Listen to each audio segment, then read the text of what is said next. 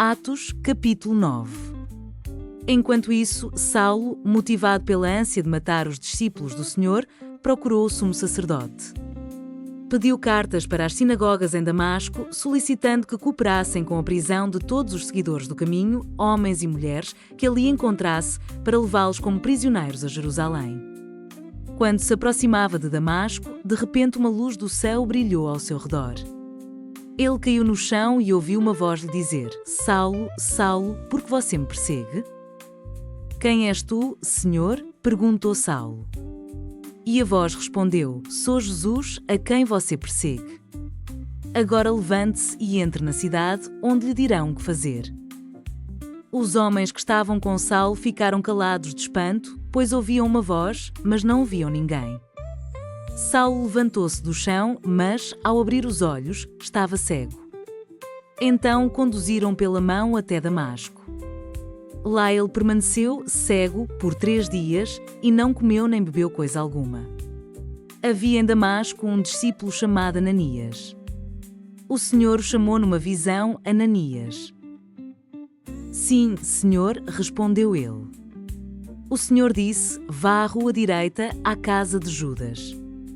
Ao chegar, pergunte por um homem de Tarso chamado Saulo. Ele está orando neste momento. Mostrei-lhe numa visão um homem chamado Ananias chegando e impondo as mãos sobre ele para que voltasse a enxergar. Ananias, porém, respondeu: Senhor, ouvi muita gente falar das coisas horríveis que esse homem vem fazendo ao teu povo santo em Jerusalém. E ele tem autorização dos principais sacerdotes para prender todos que invocam o teu nome. O Senhor, no entanto, disse: Vá, pois Saulo é o instrumento que escolhi para levar minha mensagem aos gentios e aos reis, bem como ao povo de Israel. E eu mostrarei a ele quanto deve sofrer por meu nome. Ananias foi e encontrou Saulo. Ao impor as mãos sobre ele, disse: Irmão Saulo, o Senhor Jesus, que lhe apareceu no caminho para cá, me enviou para que você volte a enxergar e fique cheio do Espírito Santo. No mesmo instante, algo semelhante a escamas caiu dos olhos de Saulo e sua visão foi restaurada. Então ele se levantou, foi batizado e, depois de comer, recuperou as forças. Saulo permaneceu alguns dias em Damasco com os discípulos. Logo começou a falar de Jesus nas sinagogas, dizendo: Ele é o Filho de Deus. Todos que o ouviam ficavam admirados. Não é esse o homem que causou tanta destruição entre os que invocavam o nome de Jesus em Jerusalém? Perguntavam. E não veio aqui para levá-los como prisioneiros aos principais sacerdotes?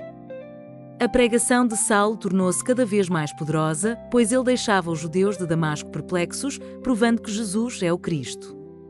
Depois de certo tempo, alguns judeus conspiraram para matá-lo. Dia e noite, vigiavam a porta da cidade com a intenção de assassiná-lo, mas ele foi informado desse plano. Então, durante a noite, alguns de seus discípulos o baixaram pela muralha da cidade num grande cesto.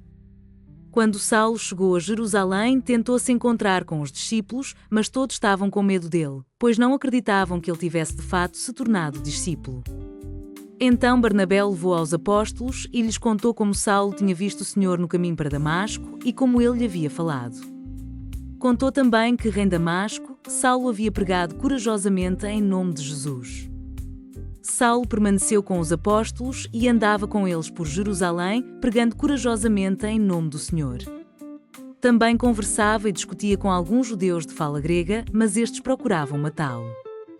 Quando os irmãos souberam disso, levaram Saulo a Cesareia e de lá o enviaram a Tarso.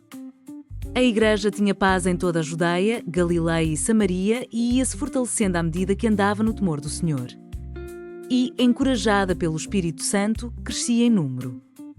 Pedro viajava por toda parte e foi visitar o povo santo que vivia na cidade de Lida. Ali encontrou um paralítico chamado Enéas, que permanecia de cama havia 8 anos. Pedro lhe disse: Enéas, Jesus Cristo cura você. Levante-se e arrume sua maca. E, no mesmo instante, ele se levantou. Todos os moradores de Lida e de Sarona viram Enéas e se converteram ao Senhor. Havia em Jope uma discípula chamada Tabita, que em grego é Dorcas. Sempre fazia o bem às pessoas e ajudava os pobres. Por esse tempo, ficou doente e morreu. Seu corpo foi levado para o sepultamento e colocado numa sala no andar superior.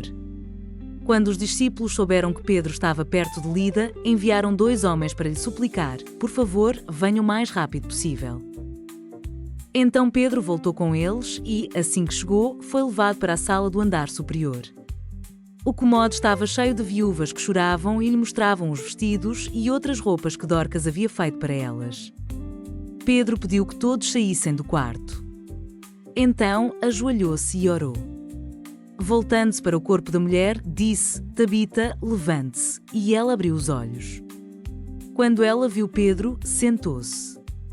Ele lhe deu a mão e a ajudou a levantar-se. Em seguida, chamou os discípulos e as viúvas e a apresentou viva. A notícia se espalhou por toda a cidade e muitos creram no Senhor. Pedro ficou em Jope algum tempo, hospedado na casa de Simão, um homem que trabalhava com couro.